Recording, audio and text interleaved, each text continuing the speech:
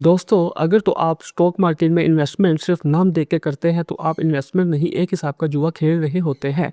आज हम एक ऐसी ही कंपनी की बात करेंगे जो आपके किचन से लेकर एनिमल्स के फूड तक फैली हुई है।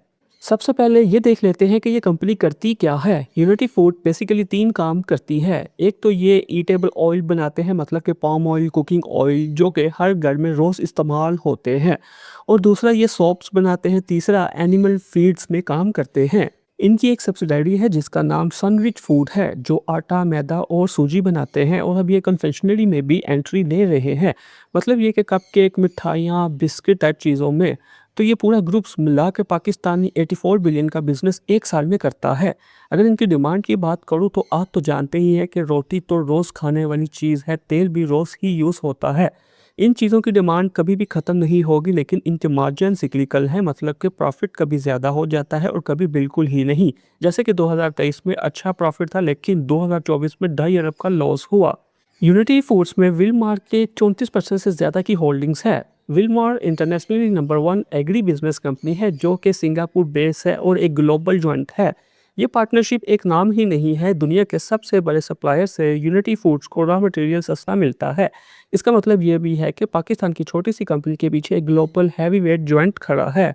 लेकिन इस कंपनी की जो सबसे बड़ी प्रॉब्लम है वो ये है कि इनका रॉ मटेरियल 100% बाहर से आता है। पाम ऑयल मलेशिया से आता है और सोयाबीन बेन इंटरनेशनली। इसलिए जब रुपए की कदर गिरती है या ग्लोबल प्राइस इंक्रीज होती है तो कंपनी के मार्जिन कंप्रोमाइज़ हो जाते हैं।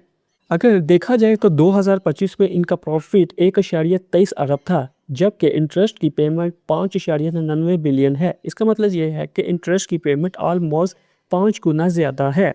ये कंपनी डिविडेंड नहीं देती, बल्कि प्रॉफिट को बिजनेस में फर्दर ग्रोथ के लिए री इन्वेस्ट कर देती है।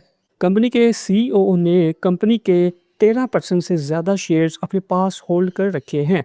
ये चीज़ इम्पोर्टेंट है, क्योंकि जब सीईओ के अपने खुद के पैसे लगे हो तो फिर इसके लिए इसकी जॉब सिर्फ जॉब नहीं रहती, बल्कि ये एक इसके लिए मिशन बन जाता है। कंपनी के 2025 में SAP S4 होना इम्प्लीमेंट किया। ये एक सीरियस ERP सिस्टम है जो कि बड़ी-बड़ी कंपनी यूज़ करती हैं। साथ ही साथ इन्होंने सोलर एनर्जी इंस्टॉल की, जिससे फाइनेंशियल कॉस्ट 14% तक रिड्यूस हुई। और एक पुरानी फैक्ट्री जो बिल्कुल काम में नहीं आ रही थी, इसको बेच दिया और कैश फ्री किया। के अलावा 2026 में पोर्टकासी में नया फ्लोर प्लांट ऑपरेशनल होगा। कन्फेक्शनरी का काम भी चल रहा है। एक्सपोर्ट के लिए एक अलग एंटिटी बनाई गई है ETZ कराची में। जबकि पॉलिसी रेट में भी 22% से कम होकर 11% तक आ गया हुआ है, जो कि फ्यूचर में इंटरेस्ट का बर्डन और कम होगा। ये सब कुछ कैटालिस्ट है, लेकिन अभी सब कुछ प्रोफेशनल है और एग्जीक्यूशन बाकी है। मैं आपको कोई टिप नहीं दे रहा हूँ, ना ही कोई सिग्नल दे रहा हूँ। मैं सिर्फ आपको वो बता रहा हूँ जो अभी आपने देखा है। और मेरे मुताबिक अगर आप अगले 3 से 5 साल का सोच रहे हैं और टर्न अराउंड स्टोरीज पर बिलीव रखते हैं और कमोडिटी सेक्टर्स को समझ रखते हैं, तो यूनिटी फूड आपकी वॉच लिस्ट में होना चाहिए।